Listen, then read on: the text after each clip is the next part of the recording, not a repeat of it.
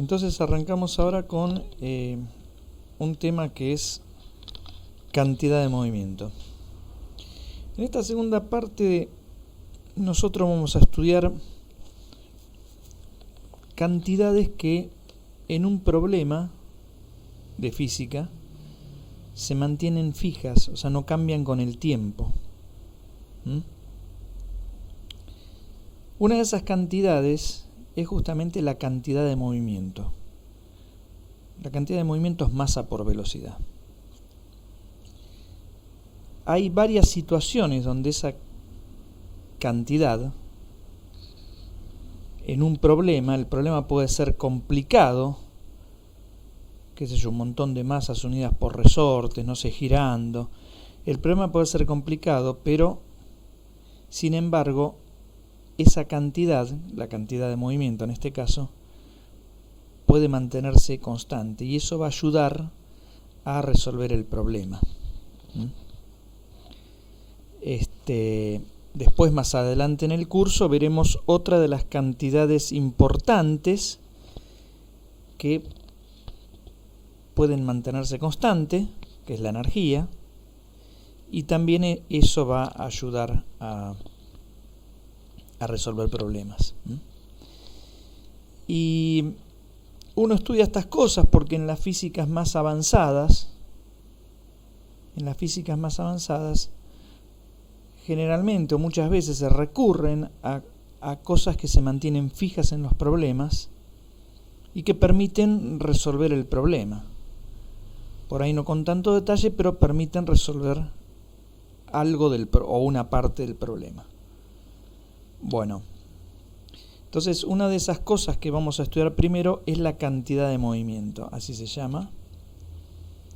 Y bueno, para empezar, pensemos, por ejemplo, siempre estudiamos estas cosas en este curso a través de ejemplos, digamos, no damos una teoría general, digamos, sino que ponemos ejemplos que me parece que hacen que las cuestiones se entiendan más. Supongamos que uno tenga una masa y sobre esa masa hay aplicada, como se ve acá, varias fuerzas. F1, F2, F3, F4, F5. Entonces, la ley de Newton, ¿qué me dice? Que la fuerza total es la masa por la aceleración. La fuerza total esta sería la suma de todas estas fuerzas. Pero la aceleración yo la puedo escribir de esta forma, como la velocidad final menos la velocidad inicial sobre el intervalo de tiempo. O sea, este delta t es el tiempo que tarda en pasar de la velocidad inicial a la velocidad final. Y esta expresión para la aceleración, esta expresión, es válida en dos circunstancias. Si el delta t es pequeño, digamos así, o si la fuerza es constante. Bueno, entonces, después lo que yo hice para pasar de acá a acá es obviamente hacer distributiva, multiplicar la masa por BF y la masa por BI y llegué a esta expresión. ¿Está bien? Entonces, bueno, si ahora yo paso este delta t, el tiempo, multiplicando al otro lado, me queda delta t por la fuerza total, es la masa por la velocidad final, menos la masa por la velocidad inicial, que es lo que yo puse acá. Donde, vuelvo a repetir, a el producto de la masa por la velocidad se lo llamará cantidad de movimiento, tal cual dice acá. Cantidad de movimiento lineal o simplemente cantidad de movimiento. Esto sería la cantidad de movimiento en algún instante final, cualquiera sea ese instante, y esta sería la cantidad de movimiento en un instante inicial, cualquiera sea ese instante. La resta, cantidad de movimiento final menos la inicial, yo la estoy llamando variación de la cantidad de movimiento, puede ser 0 o no, pero esta letra griega delta, que es el triángulo delta P, generalmente la delta en física generalmente indica variación de. O sea, en este caso sería la variación de P, donde P es masa por velocidad. Y este producto, la fuerza total por el delta T, se lo llama impulso, en este caso de la fuerza total. Bien. Pasamos a la siguiente. Entonces aparece el primer teorema, que lo vamos a llamar teorema de conservación de la cantidad de movimiento. Y yo lo abrevié TCP, no es que se llama así, ¿no? Yo le puse teorema de conservación de P. P es la cantidad de movimiento. Fíjense una cosita, si vamos a la fórmula de la hojita anterior, acá, si la fuerza total es 0, quiere decir que todo esto se va, se hace 0, y me queda que delta P es 0. O sea, no cambia la cantidad de movimiento. ¿Está bien? Delta P 0, el delta significa cambio. Si el cambio es 0, quiere decir que no cambia. Entonces es lo que dice el teorema. Si la fuerza total es 0, la cantidad de movimiento que se me por B no cambia, es decir, se conserva. Uno en física dice se conserva cuando algo no cambia.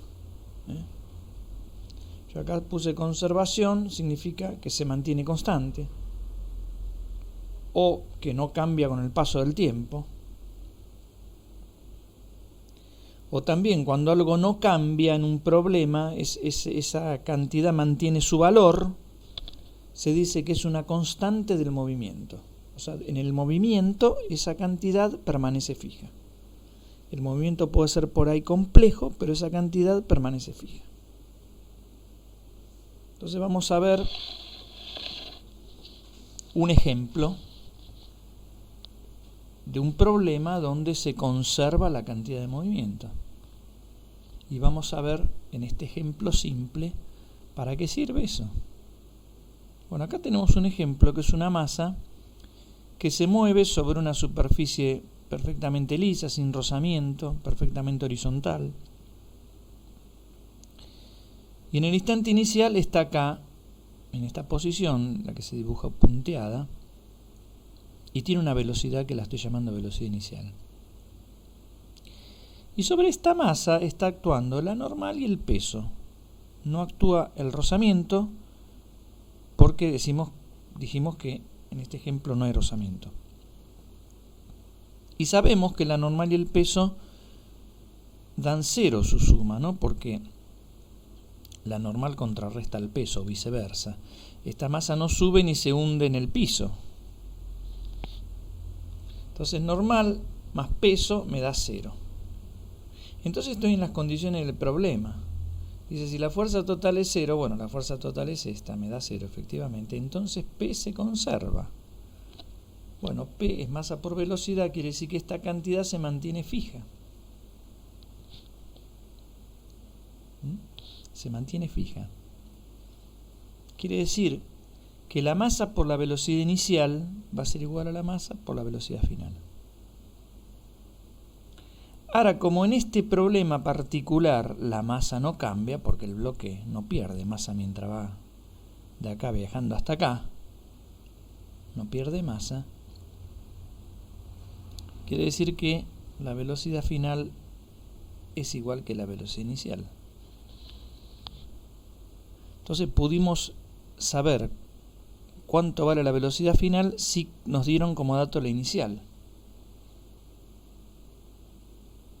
Bueno,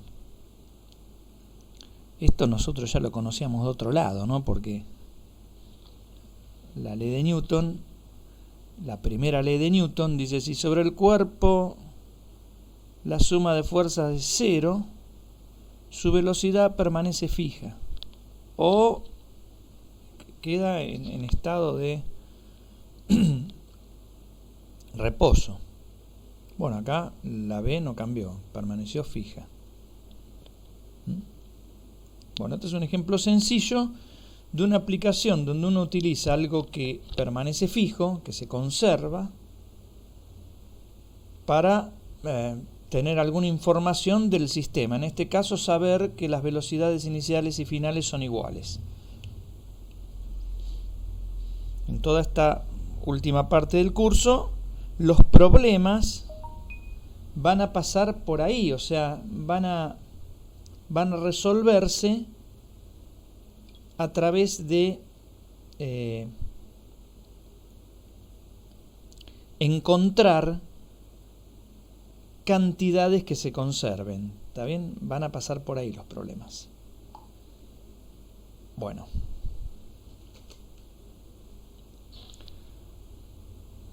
Bien. Vayamos a otro caso. En el caso anterior vimos una sola masa.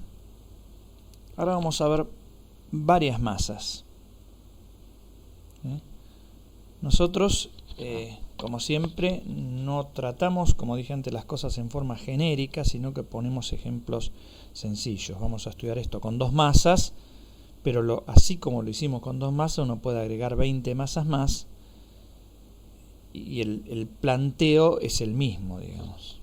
Entonces, supongamos que tengamos estas dos masas, M1 y M2, que están sometidas, bueno, a fuerzas como la normal, el peso, y también a fuerzas como en este caso la elástica. Pero, ¿qué es lo que pasa? Bueno, en este caso nuestro problema, el resorte no tiene masa, no está en el problema, porque al no tener masa no tiene dinámica. Ese es un resorte ideal. Y lo único que hace el resorte ese es que la misma fuerza que hace sobre una de las masas la hace sobre la otra. Así estas masas están sometidas a fuerzas que son externas a ellas, o sea que no la hacen ninguna de ellas. Por ejemplo, esta fuerza no la hace la masa 2, la hace el piso. El piso no lo consideramos en el sistema. Nuestro sistema, que lo tenemos que definir nosotros, nuestro sistema es la masa de 1 más la masa 2. Ese es el sistema. El resorte no lo considero porque no tiene masa. Entonces, si ese es el sistema, N1 no es una fuerza que uno denomina interna. Las fuerzas internas son las que hacen las masas del sistema. Por ejemplo, esta F12 es una fuerza interna, que es esta misma, ¿no? ¿Por qué? Porque esta F12 sale de la interacción entre la masa y esta otra masa a través del resorte. Entonces esta fuerza es interna. Esta fuerza es el peso, no la hace ningún cuerpo del sistema porque la hace la Tierra y la Tierra no está en el sistema. Entonces es una fuerza externa. La normal ya dijimos que es externa porque la hace el plano. Acá también, ¿no? Normal esta y este peso también son externos. Ahora, claro, las fuerzas internas que son de interacción, ya lo dijo la tercera ley de Newton, son iguales y opuestas, iguales en intensidad, iguales en dirección y sentidos opuestos.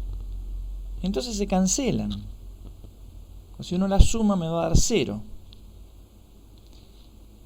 Ojo, esta fuerza tiene su par de interacción en el resorte. ¿Está bien? Y esta la tiene también en el resorte. Pero como el resorte no tiene masa, es como estas fuerzas son iguales pese a que no son pares de interacción. Lo importante es que son iguales, de la misma dirección, sentidos opuestos se cancelan. En definitiva, todas las fuerzas internas en un sistema se cancelan por la tercera ley de Newton. Y acá está, si quieren, una definición de lo que es una fuerza interna. Una fuerza es interna al sistema si su par de interacción está en alguna masa del sistema. Sí, esta es interna, porque su par de interacción está en el resorte que no tiene masa, pero como no tiene masa se transmite a esta otra masa, así que su par de interacción termina indirectamente en esta masa del sistema. Mientras que el par de interacción de esta no está en el sistema. No está. Como no está en el sistema, es una fuerza externa. Bueno. Si nosotros aplicamos para la masa M1 la ley de Newton, la segunda ley de Newton, que me dice suma de fuerza igual a masa por aceleración, nos queda esto. La suma de fuerzas, normal 1, el peso de la masa 1 más esta fuerza elástica, me da la masa 1 por la aceleración 1. Para la masa M2, hago lo mismo, me da la fuerza normal 2, el peso de la masa y esta fuerza interna. ¿No? Sobre M2 hay 3 fuerzas, esta interna y estas 2 que son externas. Bueno, la sumo y me da masa por aceleración, ley de Newton. Ahora voy a sumar el miembro izquierdo de esta ecuación con todo este miembro izquierdo de la ecuación de abajo y los miembros derechos también. O sea, voy a sumar las ecuaciones, como puse acá un signo más. Es decir, voy a sumar así burdamente N1 más esto, más F12, más N2, más M2G, más F21. Pero claro, si yo sumo todas estas cosas, esta F12 se va con esta F21, ¿no? Porque si yo sumo a este vector, le sumo a este, que es opuesto, me da 0 la suma. Tiene la misma intensidad y es opuesto, tiene el mismo sentido, me da 0. Entonces, al final, cuando hago esta suma, al final me queda la suma de las fuerzas externas de este lado. O sea, todo esto, que es la fuerza total que hay en juego, me queda la suma de las fuerzas externas. Porque acá, fíjense que no quedó ninguna fuerza interna. Las únicas internas son las que están en rojo. Y del otro lado me quedó la suma de estas cosas. M1 por A1 más M2 por A2. Bien, lo que hago ahora es, donde dice A1, lo escribo como antes. La aceleración. La aceleración de la masa 1 es la velocidad final de la masa 1 por la masa 1, ¿no? Menos la velocidad inicial de la masa 1 sobre el delta t. Lo mismo para la masa 2, ¿no? Su aceleración es la velocidad final de la masa 2 menos la velocidad inicial de la masa 2 sobre el delta t. Dijimos que esto era válido si la fuerza esta es constante o si el delta t es muy chiquitito. Bueno, entonces ahora lo que hago es sacar delta t, factor común acá abajo, y pasarlo para el otro lado. Queda multiplicando a esta suma. No me queda delta t por esta suma igual a todo esto que está acá. Bien. Sigamos un paso más. Lo que vamos a hacer ahora es vamos a agrupar un poquito esto que se ve acá. Bueno. Entonces, y vamos a decir lo siguiente, ¿no? Si la fuerza externa es 0, bueno, todo esto va a ser 0, porque la fuerza externa era todo esto. Entonces pusimos eso. Esto igual a 0. Y ahora sí lo agrupamos. Vamos a agrupar la masa M1 con la velocidad final de la masa m1, más la masa m2 con su velocidad final, o sea, esto por un lado, hacer esto que está con signo más, y dejarlos del lado izquierdo, y estos que tienen el signo menos, y pasarlo para el lado derecho. O sea, me queda escrito así. Entonces, el tema es el siguiente. Si nosotros definimos a la suma de estas cosas, que son, ¿esto qué es? Es masa 1 por velocidad 1 final. Es el impulso final de la masa 1. Y este es el impulso final de la masa 2. Esto que está acá, ¿qué es? Y la masa 1 por la velocidad 1 inicial. Es el impulso inicial de la masa 1. Y esto, el impulso inicial de la masa 2. Si nosotros definimos a esta suma, la suma de los impulsos finales, como el impulso del sistema, el impulso final del sistema, o sea, el sistema de masas tiene un impulso final que es la suma de los impulsos finales de cada una de sus masas. Lo mismo tiene un impulso inicial, que es la suma de los impulsos iniciales de cada una de sus masas. Si yo hago eso, quiere decir que cuando la suma de las fuerzas externas me da 0, entonces el impulso final es igual al impulso inicial. O sea que el impulso se conserva. Estoy hablando del impulso del sistema, ¿no? Porque todo esto ahora es el impulso del sistema.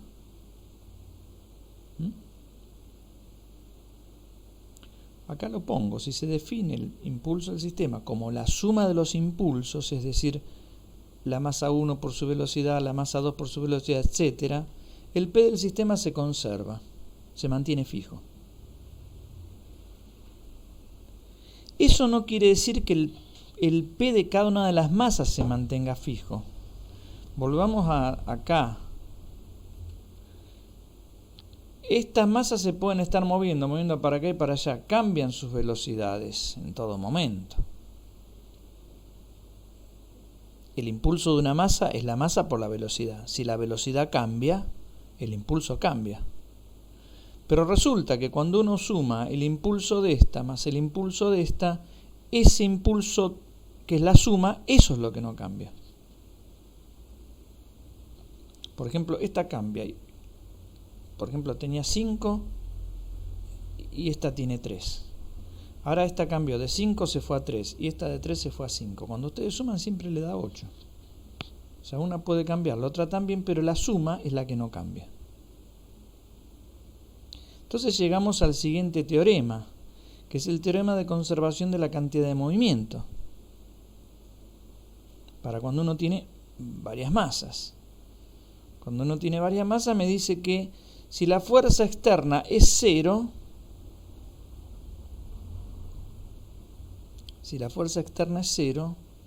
y bueno, el P del sistema se mantiene fijo, o sea, se conserva. Donde el P del sistema, ya lo dije, es la suma de los P's de cada una de las masitas. Este teorema lo vamos a usar, obviamente, en los problemas, como usamos en el teorema número 1, que era de una sola masa. Yo estoy dividiendo en teorema 1, teorema 2, no existe, se hace un teorema general, pero para que se comprenda mejor, primero estudiamos una masa y dimos un teorema, ahora estudiamos varias masas y dimos un teorema que nos dice cuándo se conserva el impulso del sistema. Bien.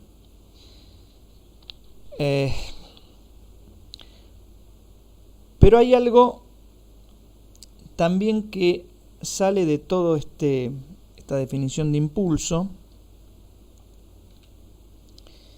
y es el tema de los choques o las explosiones. Un choque, por ejemplo, el choque del taco de pool, con el que uno juega al pool, con la bola de pool, el choque dura nada, ¿no? Cuando ustedes apenas tocan con el palo la bola, inmediatamente la bola se desprende del palo, no se queda pegada. Igualmente cuando esta bola choca a esta otra, ¿cuánto duran pegadas? No duran nada pegadas. No duran nada. Esas bolas pegadas. Entonces, volvamos como dice acá, a la expresión anterior, a la 2, a esta. Fíjense, habíamos visto que el tiempo en el cual actúa a la fuerza externa multiplicado por esa fuerza me daba esto, que esto lo habíamos escrito como P final menos P inicial, o sea, como delta P.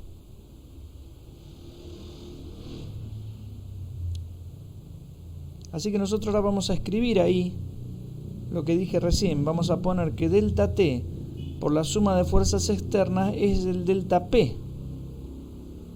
Vamos ahí. Acá está esto. No importa esta aclaración acá, pero lo que yo dije antes. Este término lo escribimos así y esto, juntamos este con este, me queda esto, ¿no?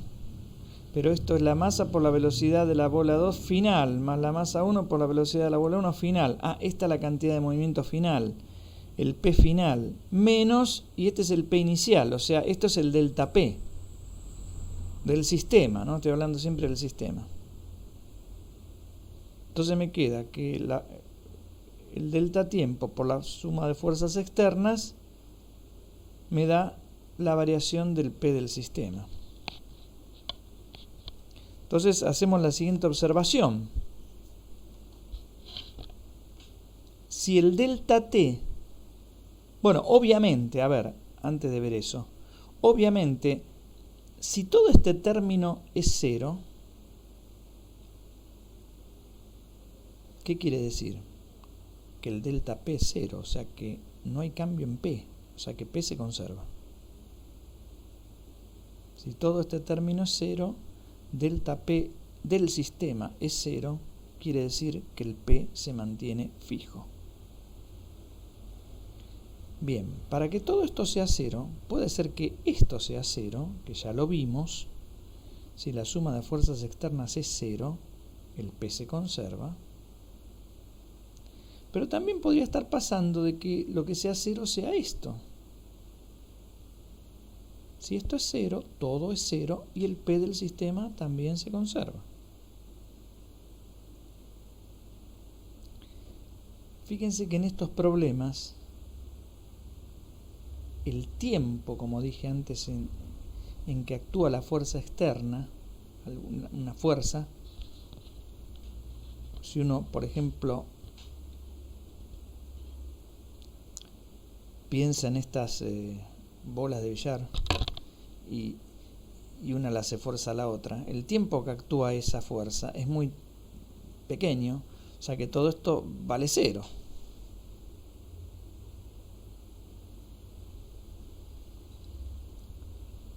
¿Está bien? También, si uno mira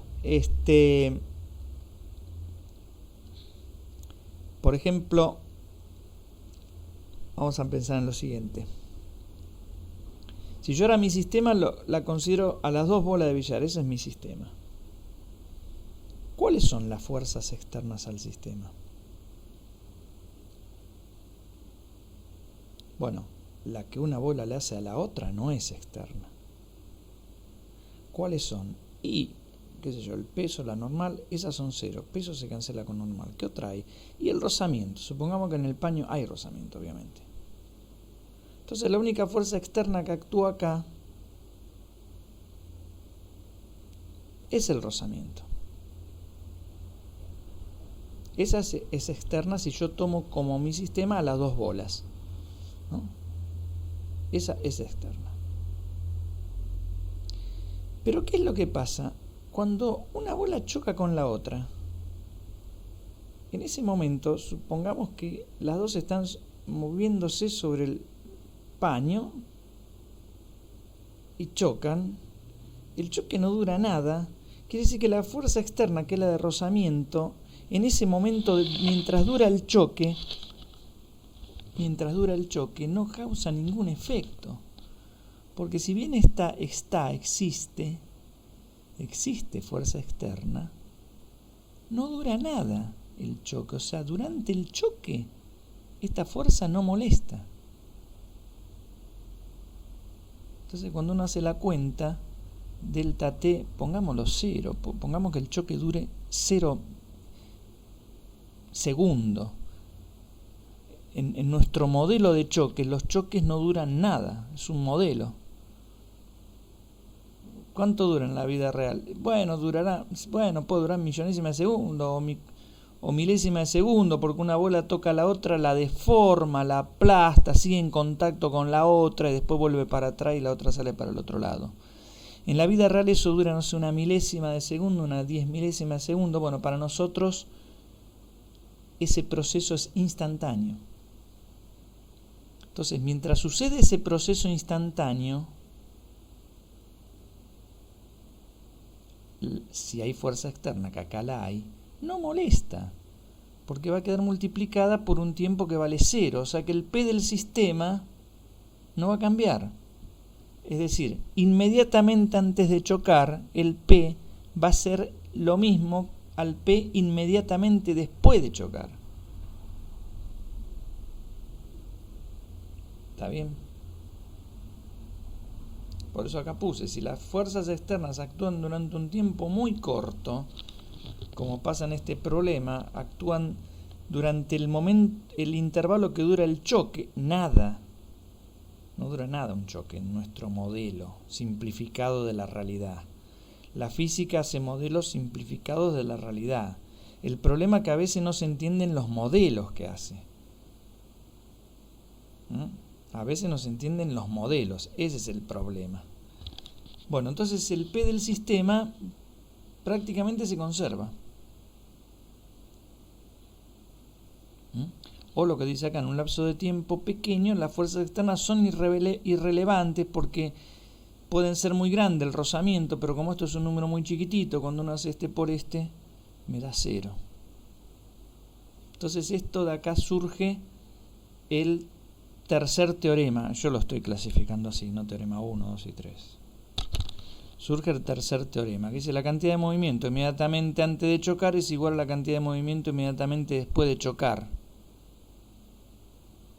O sea, este es el teorema de conservación de P de sistema en choque, digamos. Bueno. Entonces ya sabemos que por más de que las bolas estén sobre un lugar, que haya rozamiento, que hayan fuerzas externas, que las dos estén sometidas a una tensión de un hilo, etcétera, etcétera, etcétera, o atadas a un resorte, lo que sea, inmediatamente el P antes de chocar es igual al P inmediatamente después de chocar. Bien. Vamos a un ejemplo.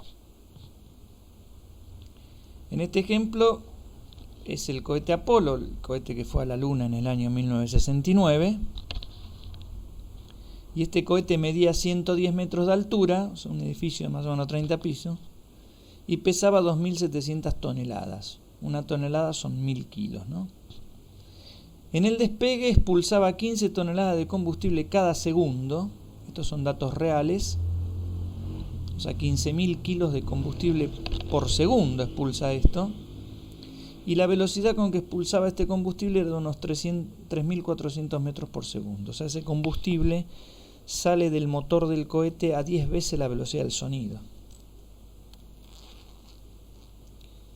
Mucho más rápido que una bala. Una bala, no sé, puede ir a 2 veces la velocidad del sonido. Esto sale a 10 veces la velocidad del sonido. Bueno, y se calcule qué velocidad adquiría el Apolo 11 luego de un segundo del despegue. Entonces yo, ¿qué tengo que hacer? Digo, ¿y qué tiene esto de choque? Bueno, esto también lo pienso como un choque. Es una masa que se desprende inmediatamente de la otra. O sea, esta está acá adentro y no pasa nada de tiempo y de repente está acá afuera. Por eso acá puse no pasa nada de tiempo. Eso en la realidad no es así. En la realidad no es así. Pero esto es un modelo de la realidad, un recorte de la realidad. En la realidad no es así. Bueno, entonces la masa está acá e inmediatamente le toma tiempo cero estar acá.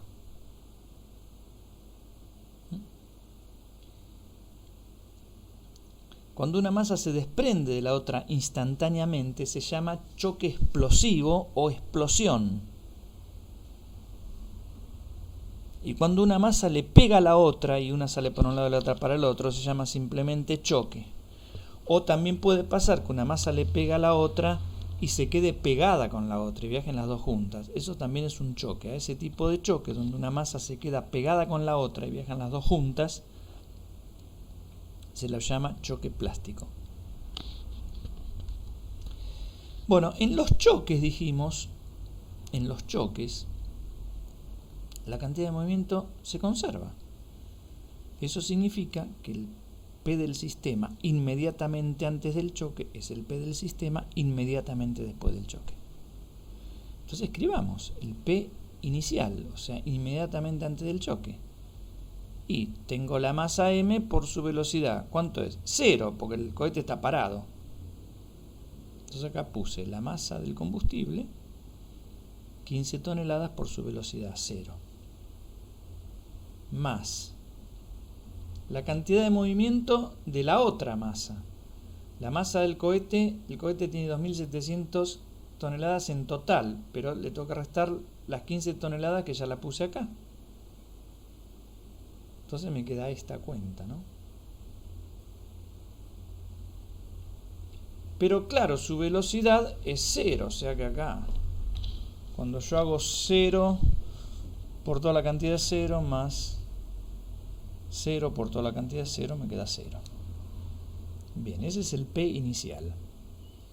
Del sistema, cosa que yo tengo que definir en los problemas.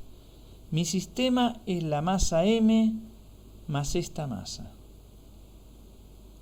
Ese es mi sistema.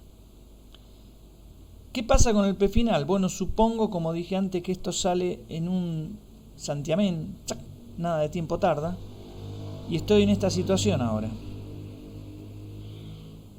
Estoy en esta situación.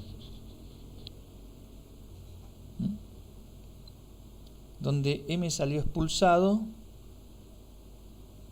con esta velocidad. Acá está. Entonces hago otra vez la masa m chiquitita por su velocidad, 3.400 metros sobre segundo. Ojo que hay que poner menos, porque la velocidad esta es en la dirección menos i. Las velocidades tienen signo acá, ¿no? Obviamente, como siempre va. Y a eso le tengo que sumar la cantidad de movimiento de esta masa, que es la de todo el cohete menos el combustible, los 15.000 kilos de combustible que se fueron afuera, por la velocidad del cohete, que es lo que quiero averiguar. Supongo que sale el cohete en la dirección y entonces puse simplemente BC, no pongo vector. Esta es la componente I de este vector. Entonces digo, PF es igual a PI, el choque fue instantáneo, en este caso la explosión, digamos. Entonces, bueno, hago esta cuenta, esto es PF y esto es PI, que es 0. Y fíjense que ya me queda una ecuación donde hay una sola incógnita, la velocidad del cohete. Y si ustedes hacen la cuenta, la despejan de esta fórmula, les da 19 metros sobre segundo. Es decir, yo digo, en el primer segundo, en algún momento pasó este proceso donde una masa salió expulsada instantáneamente y el cohete ganó 19 metros por segundo de velocidad, y eso durante el primer segundo. Después esto sigue, ¿no? Sigue saliendo combustible y habrá que seguir haciéndolo.